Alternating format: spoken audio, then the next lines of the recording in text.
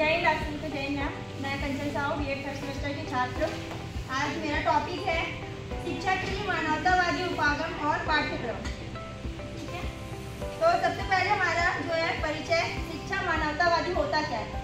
क्या आप सभी परिचित हैं कि मानवतावादी होता क्या है? कोई बता सकता है मानवतावादी होता क्या है? वो हमारे जो डेली जीवन जो है हमारे लाइफ से ही जुड़ा रहता है। तो जो मानवतावादी जो होता है, जैसे कि हम लोग को शिक्षा के द्वारा उसको जोड़कर देखना है। तो आज का मेरा टॉपिक है, पहले तो शिक्षा होता क्या है। हम लोग ने प्रीवियस सेमेस्टर में पढ़ा हुआ है कि शिक्षा होता क्या है। शिक्षा शिक्षा धातु से बना हुआ है, जिसका अर्थ होता है ज्ञान प्राप्त करना। और उसके बाद है उसमें बहुत सारे जो दार्शनिक थे उन्होंने दिया है, जिसमें हमारे महात्मा गांधी का एक प्रसिद्ध जो है परिभाषा है कि बालक के मन, शरीर और आत्मा का सर्वांगीण विकास करना ही शिक्षा है। ठीक है, उसके बाद है उपागम। हाँ, उपागम का अर्थ होता है शिक्षण की प्रणाली को ही उपागम कहते हैं। मतलब शिक्षण प्रणाली होता कैसे है, कैसे आपको पढ़ाया जा सकता है, आप किस टेक्निक को यूज करते हैं, उस जो होता है उसको उपागम कहते हैं। उपागम को इंग्लिश में अप्रोच कहा जाता है। मान लो मैंने आप लोगों को पढ़ाने के लिए, समझाने के लिए जो भी टेक्निक का यूज किया है, मान लो अभी पीपीटी के लिए हम लोग प्रोजेक्टर का यूज कर रहे हैं, ये एक हमारा उपागम है।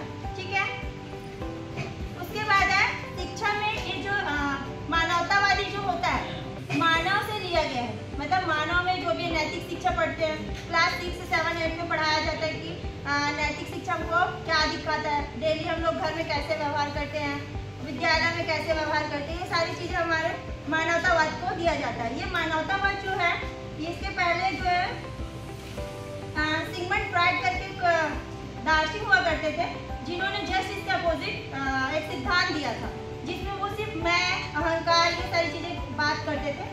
उसी के एवज में कार्ल रोजर्स ने क्या किया, इस सिद्धांत का प्रतिपादन किया मानवतावाद का, कि मानवतावाद में सामाजिक विज्ञान, साहित्य, योग, व्यायाम आदि चीजों को शिक्षा में जोड़ा जाए, ताकि जो व्यक्ति है, जो मनुष्य है, वो सही तरीके से अपना जीवन यापन कर सके, मानव के प्रति अपना व्यवहार, पशुओं के प्रति अपना व्यवहार, प्रकृति के प्रति अपना व्यवहार व्यक्त कर सके।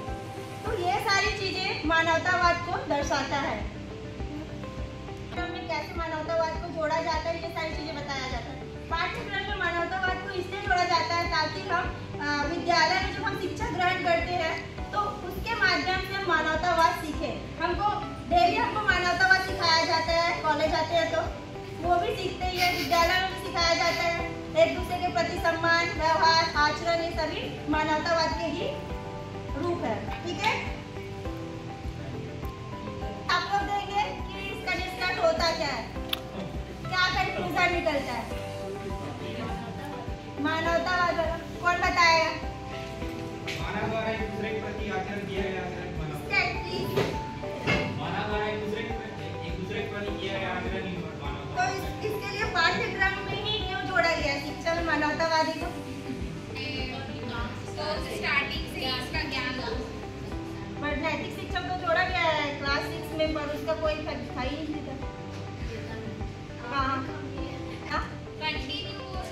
हम लोग सामाजिक विज्ञान भी पढ़ते हैं, जिसमें बहुत सारे टॉपिक्स पढ़ाया जाता है, वो भी नैतिक शिक्षा उसमें भी रहता है।